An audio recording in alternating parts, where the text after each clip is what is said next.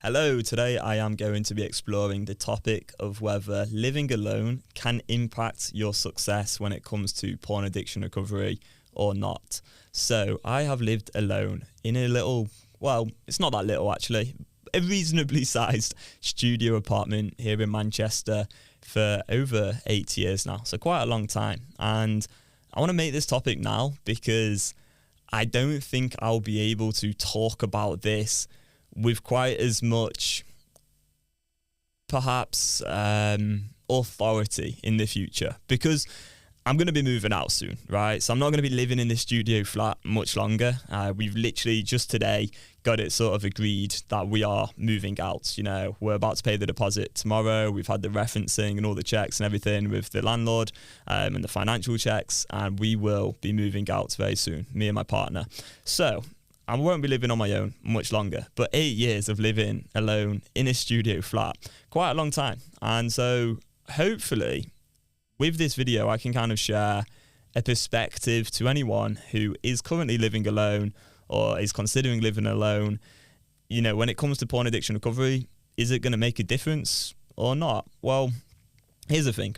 During those 8 years, there's been times where I have been heavily addicted to porn. And I say heavily addicted, doesn't mean I'm doing it every single day, but it's been on my mind a lot. You know, I'd be going on the nofap streaks, trying to sort of remove the triggers, thinking about it all the time, really.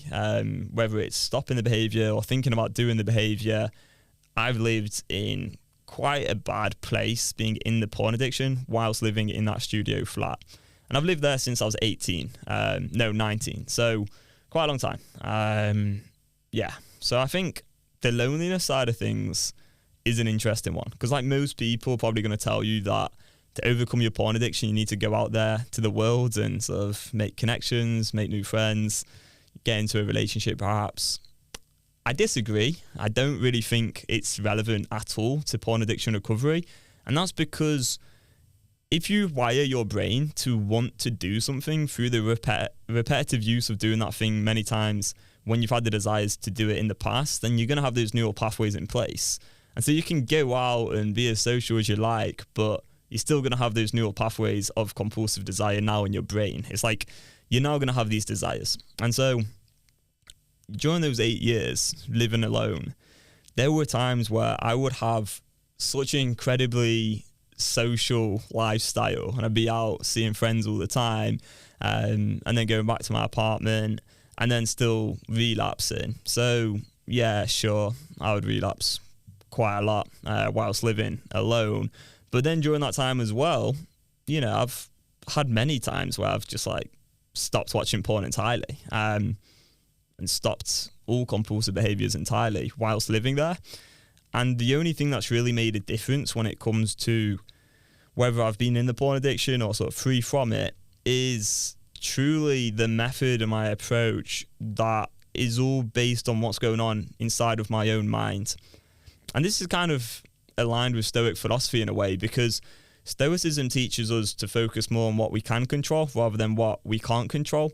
And I think the thing is with porn addiction recovery is the addicted part of the mind is always looking for outside reasons, so things outside of our control, as excuses, rationalizations, justifications to engage in compulsive behaviors. And it will also look at your life circumstances and use certain things from your life. So it'll say, oh, you're single, you're living alone, so it doesn't really matter if you watch porn. You know, everyone does it, it's normal, the consequences won't be that bad, no one's going to find out. You know, you can do it because you're just living alone and it won't matter. So the addicted part of mind will say that if you're living alone, but then if you're living with other people, then it will try some other sneaky like tactics. And maybe what happens then is like you kind of get yourself into a spiral going, oh, I can only engage in this behaviour when people are out of the house. And I remember that's where the addicted part of the mind went for me when I used to live with my family. Like when I was growing up and I was like 15, every time like my mum and dad and my sister like left my family house, I was like, oh my God, now I can do it. Like I've got this opportunity now.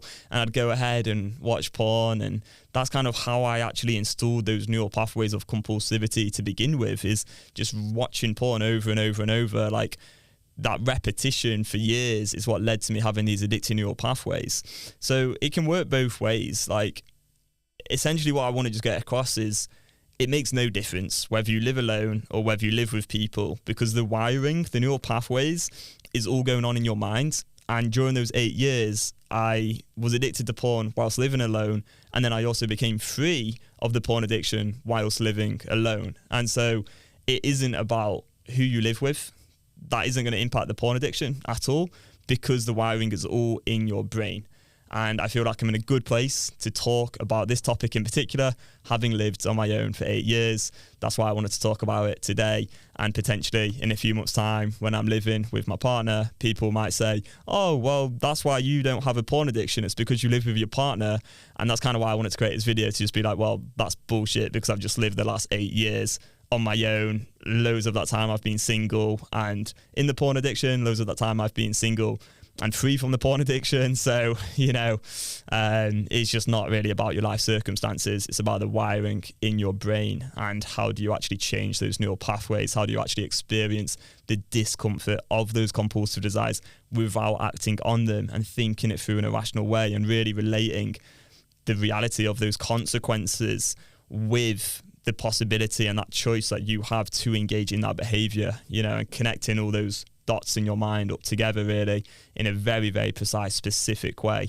So hopefully that all makes a bit of sense. If you are living alone, then, I get that it can be lonely at times, but I think the truth is that it isn't living alone that causes the porn addiction.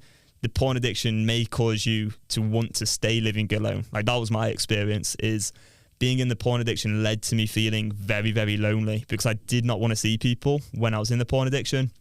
But it wasn't loneliness causing the porn addiction. And that's really, really key to understand. Thank you for listening. Hopefully this makes some sense. If you'd like to learn more, feel free to book in a one-on-one discovery call with me. I'll leave a link in the description below. Cheers, and I'll see you in the next one. Goodbye.